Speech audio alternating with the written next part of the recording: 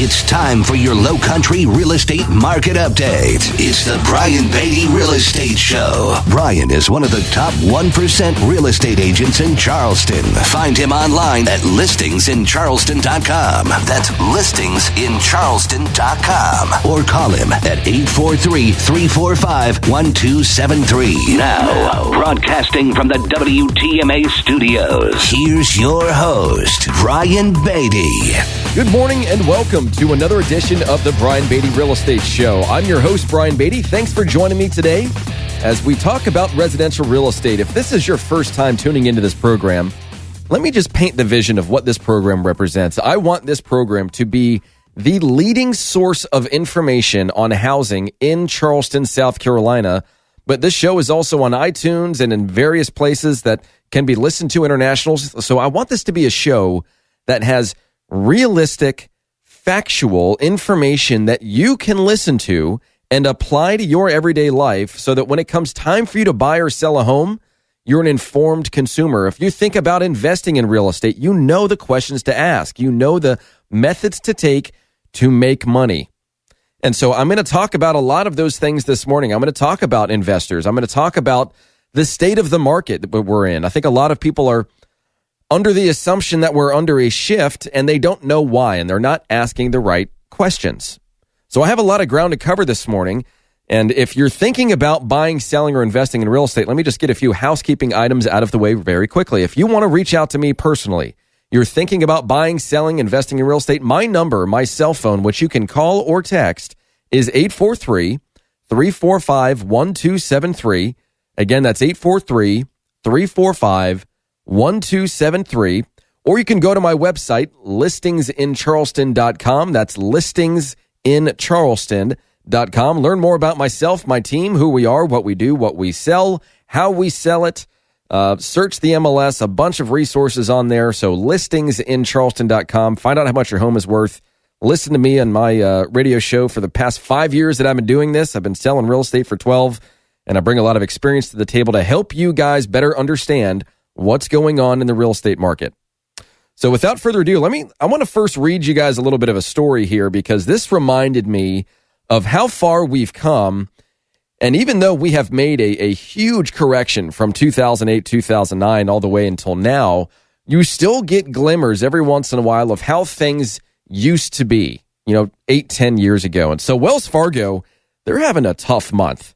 They disclosed earlier in the month in a regulatory filing that they accidentally foreclosed on hundreds of people after a software glitch automatically denied those people's request for a loan modification. And then they put him into foreclosure. And so Wells Fargo said, whoops, my bad. We're going to go ahead and just set aside $8 million to compensate those that are affected by the glitch, which occurred between 2010 and 2015. And so this is what Tom Goida, who's the senior VP of Wells Fargo, had to say, and I quote, "During the course of an internal review, we determined that an automated calculation error may have affected the decision on whether or not to offer or approve some mortgage modifications between April 2010 and October 2015 when the error was corrected. We're very sorry that this error occurred, and we are providing remediation to the approximately 625 customers who may have been impacted."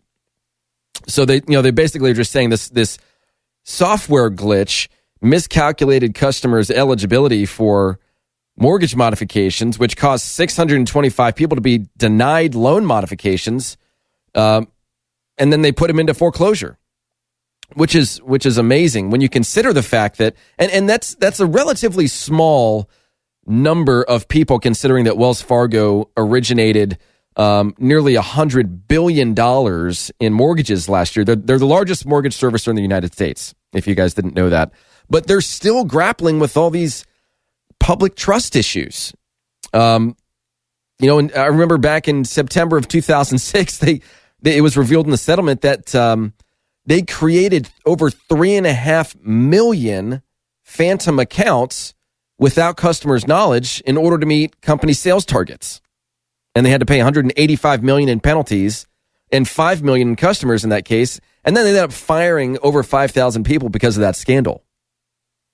And then earlier in the month, they paid a $2.1 billion fine for issuing loans it knew were based on false income information. And, last year they charged 570,000 auto loan borrowers for insurance that they didn't ask for, which ran from 2012 to 2017. About $80 million had to be set aside for refunds for those victims. So this isn't a show about, Wells Fargo, of course. I'm telling you the story because I remember back when short sales and foreclosures were prevalent and a huge part of my business and our market. We were working with investors and banks left and right and helping a bunch of homeowners, over 100 homeowners, by negotiating their short sale and then selling their house when they were underwater or experiencing a hardship, and they were able to walk away from that house and they didn't owe a dime to anyone. That was when the market was in the tank, and all the agents that have, returned to the market that now sell 1 to 10 homes a year, they weren't there back then. They had to switch careers or drop the hobby to survive. And I don't mean that in a negative way. It was just a really tough time for a lot of people to sell real estate. And I've been through that market. I know how to sell real estate at a very high level in that kind of market. So when I take the knowledge and the work ethic that I habitualized when the market was tough and apply it to the market we're in now and to my team of highly specialized agents, we rock it. And I'm not afraid to say that. And I know a few of them are kind of listening right now this weekend. So just a quick shout out to them for being so good at what they do.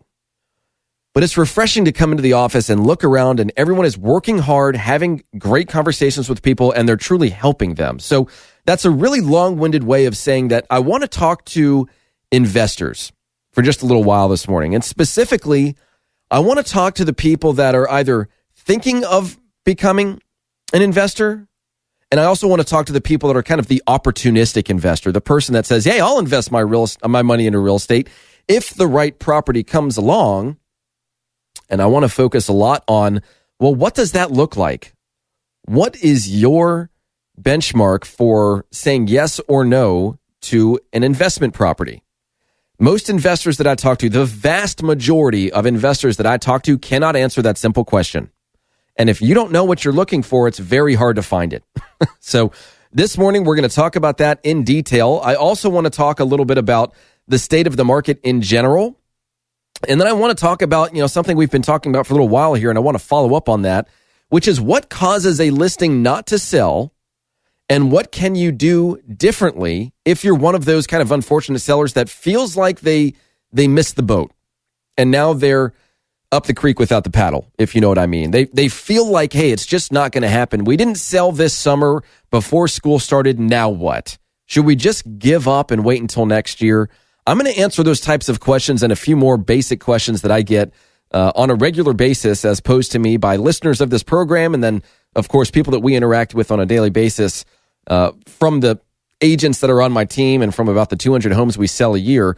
A lot of good content from this radio show comes from those interactions and those experiences. So that's what we've got planned this morning. Stick around. This is the Brian Beatty Real Estate Show here on the Big Talker 1250 WTMA. And again, if you want to reach out to me to talk about real estate privately off air, my number is 843-345-1273. Again, that's 843-345-1273. That's my cell phone number. Call or text that. Or you can visit my website, listingsincharleston.com, listingsincharleston.com. Of course, you can send me an email, Brian, Brian, at listingsincharleston.com. Stick around, guys. We'll be right back. Visit Brian Beatty's website at listingsincharleston.com. The Brian Beatty Real Estate Show continues next on the Big Talker, 1250 WTMA.